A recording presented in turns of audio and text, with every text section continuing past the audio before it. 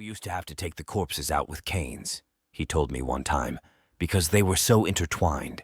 Entire pyramids of bodies, people climbing on top of one another, clawing each other to get away from the gas. They used to tell us it was a quick death, but everyone knew it wasn't. The screaming in the chamber would go on for 15 or 20 minutes. They used to put a little glass window in the doors so the doctors could look in and watch. My grandfather, Alexander, had told me about his time in the Sonderkommando, the corpse units of the National Socialist concentration camps. He had been arrested in Poland simply because he had been a leader in his field and an intellectual with a history of supporting Polish nationalism. This had raised red flags, and during a roundup of the intelligentsia, my grandfather had also been arrested and tortured by the Gestapo. They had made him sign something he never got to read, and then he had been moved to the prison and, eventually, to his new job. The day it happened, he said, my friend Bartek and I were on duty. Our job was to lead the people towards the chambers without alerting them or causing a riot. The Sonderkommando all used lines like, "Don't forget where you put your clothes because you'll need to come back to them," or "Tie your shoes together for convenience to make it easier to find them when you come back." We always emphasized how they would come back after their shower, but I never looked them in the eyes when I said it. He stared out the window for a long moment at this, his mug of coffee steaming in front of him. I knew not to interrupt him. He often talked to me about his experiences. It seemed like he wanted to draw poison out of his memories, and letting him talk seemed to help him do it. So the chamber was packed, as always, he said. 800 people smashed into a tiny area like sardines. To get the last ones in, the SS would often beat and bludgeon people. The claustrophobia must have been horrifying, the lack of air, the packed chamber like a massive coffin. By the time they slammed the door closed, there wasn't an extra inch of space into the entire chamber. In fact, after they opened the door, their bodies would often still be standing because there was simply no room for them to fall down, except for the middle of the chamber, of course. There, people lived longest, and they tried to escape from the gas. We would see infants and small children at the bottom of the human pyramid, smothered and stampeded. The stronger ones would be at the top, having climbed over the bodies of others to try to get some air at the top of the chamber. The gas did have a tendency to fall, depending on the temperature and humidity. When they opened the doors, Bartek and I walked in along with the other Sonderkommando. We used long canes to pull the bodies apart. At first, a Sonderkommando would treat the bodies with respect, but after tens of thousands of bodies, you just started throwing them like bags of potatoes. It was our job, after all. He said this with an ironic misery, his eyes misty. Bartek and I would then pile the bodies on carts to be brought to other teams of Sonderkommando. One team, which we called the dentists, would rip the gold teeth out so they could melt it down into bars and send it back to Germany. Another would shave all the remaining hair off the corpses. They had shaved them when they first got there, but any remainder would make the crematoria reek of burning hair. Bartek and I were moving our carts of corpses up the lift elevators when a commotion suddenly broke out in the nearby medical barracks. They called it a medical barracks, but in reality it was mostly a place where doctors experimented on people and where the sick were often given lethal doses of phenol intravenously. This also wasn't a quick death, as the person would begin to get agonizing cramps and a burning sensation before devolving into unconsciousness. I had no idea what was going on. At first, I thought the SS were trying to prevent a prisoner escape, or perhaps someone had already escaped, and they were in an uproar. It looked like someone had kicked a hornet's nest. I saw government vehicles speeding in with fully armed troops. The guards surrounded the gates of the camp, a thick ring of black-suited soldiers. I saw a doctor running out of the barracks with blood covering his white lab coat. His eyes looked wild, and he screamed something in German to the soldiers. He kept screaming it over and over. Die, Wolfen, he said. Most of the Sonderkommando, including myself, knew at least some German. It was, after all, the administrative language of the National Socialist State, and the Germans never deigned to speak to us in our own languages unless they were torturing us or trying to get information. By this time, Bartek and I had paused, a cart full of emaciated, naked corpses lying in front of each of us. The doctor ran past us, not noticing us, his eyes wild. He continued to scream gibberish in German, speaking so fast I could barely understand anything except 2 words: the girl and the wolf. "What in the hell do you think this is about?" Bartek asked me, his blue eyes wide and uncertain. I just shook my head, feeling numb. I hadn't felt much of anything in months, to be honest. I had closed myself down emotionally, psychologically removed myself from the present. I saw much of this as if it were happening to someone else. It was my mind, I think, trying to protect me. Even now, looking back, I feel like I'm telling someone else's story sometimes. A torrent of gunfire erupted from the medical barracks, and then a woman ran out, a nurse. Her face looked like a mask of gore. One eye hung limply from its socket, and her entire left cheek hung down, a flap of skin revealing the teeth beyond, like some sort of grotesque half-smile.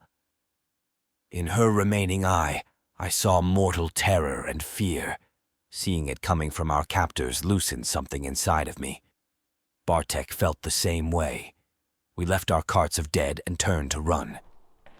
At that moment, something tore its way out of the barracks.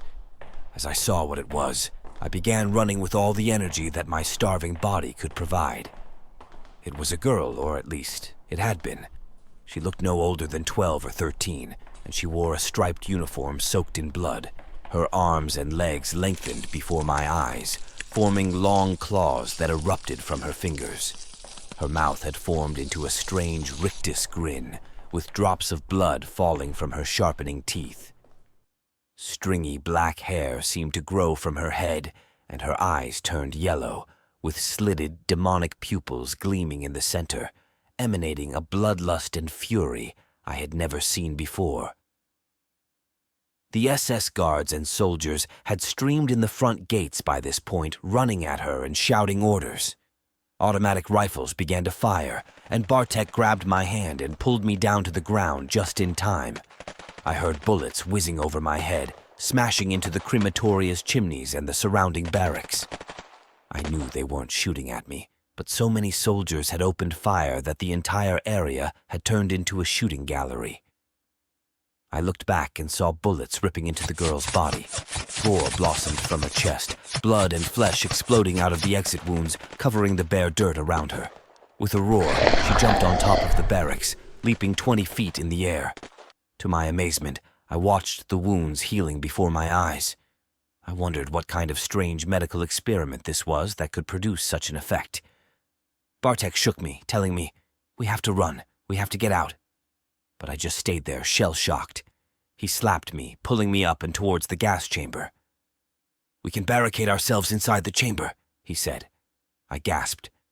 "I'm not going to lock myself in there," I shouted, waves of anxiety rising in my chest. I had images of the door slamming closed and Zyklon B being poured through the vents. I shuddered. But we kept running towards it, not knowing where else to go. As we got inside the crematoria, the window smashed inwards, and I saw the girl had followed us. She had completely transformed by this point. Her skin looked yellow and papery against her long, wolfish frame. Tatters of the blood-stained uniform still clung to her body. I saw no marks from where the bullets had struck her. She ran forwards at us, lashing out with a clawed hand. Bartek pushed me just in time, and I fell, the claw missing my face by a fraction of an inch. I began to crawl away, looking back as Bartek began to cry out in terror. I looked and saw him backing away from her, his hands raised, pleading. "I don't want to die. I don't want to die," he kept saying. In a blur, she leaped forward, ripping at his throat, the bloody rictus grin still plastered across her face. A torrent of blood rushed out from the gaping wound, soaking the front of his body. She opened her mouth wide and drank the spouting arterial stream, sucking at it as she held up his body with her clawed hands. When she was done, she threw it aside and looked down at me. I had begun to rise, to jump up and begin to run when she tackled me from behind. I felt a searing pain in my back as her claw connected, leaving deep gouges. I felt something sticky and warm flowing down my back, soaking into the rips in my uniform. At that moment, a dozen SS men ran in the front door and began shooting. I was on the floor after she clawed me, which turned out to be lucky as the bullets went over me. Hissing and spitting blood, I turned my head at the last moment to see the girl galloping away from me on all fours, her freakishly long arms giving her a loping stride.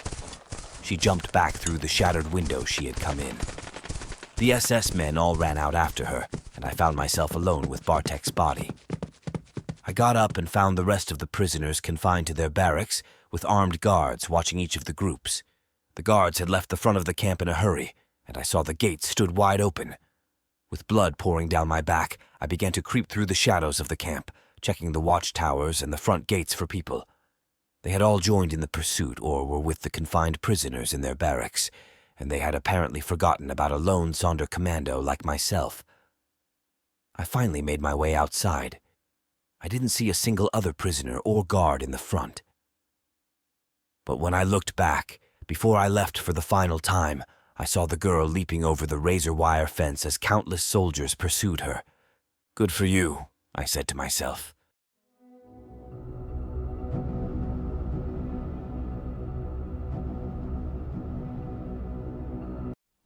My life has been a hot mess lately.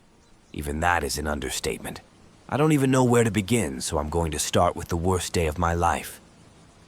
Jerry and I had been engaged nearly 3 years, saving for the perfect wedding. He truly was the love of my life. I never connected with someone on a spiritual level as much as I did with him. It was all so perfect, until it was my worst nightmare. We had just put the deposit down on a new ranch home in rural Arkansas, where we could raise horses together, as was both of our passion. We met 5 years prior at a stable, where we were both keeping our horses in Orange County, California. The wedding was in 2 weeks, everything was paid for, and we were ecstatic. I asked Jerry to go pick up the programs while I got ready for the bachelorette party that weekend.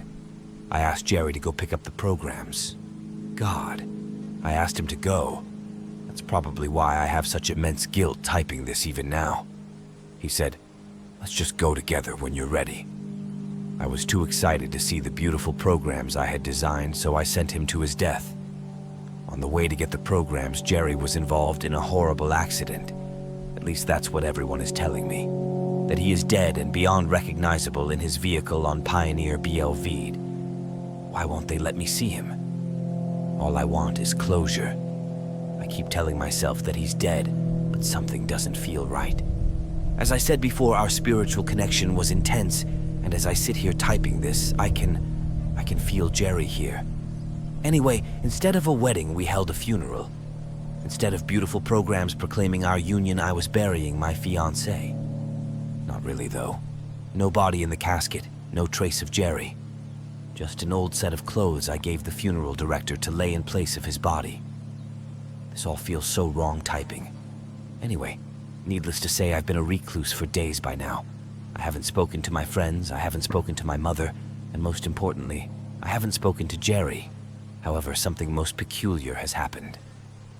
I awoke early last Tuesday morning to a relentless scratching at my door. Relentless. It kept going on and on. Every now and then a howl following behind it. A howl that sounded all too much like my name. I must be going crazy, I tell myself. The wild animal trying to get in your house isn't saying your name, but I guess I was too delirious to care. I peered through the window and the scratching ceased. I was met with 2 of the most familiar eyes I'd ever seen peering through the window at me. Human eyes. The odd thing was, these eyes were connected to the body of quite a large dog I could only explain as being a mix between a pit bull and something huge. Something made me tear open the door. The large dog stammered into the house and just barked incoherently, running to all my framed photos of Jerry knocking them off cabinets as he slapped at them. I couldn't understand this had to be a sick joke. But how would a dog know how to play a joke? And those eyes? God, I miss Jerry, but I'm going crazy. A week later, I'm sitting here with this dog who won't stop staring at me or climbing into Jerry's side of the bed, and the most horrifying part is he just looks in the mirror for hours. Why does this dog have Jerry's eyes?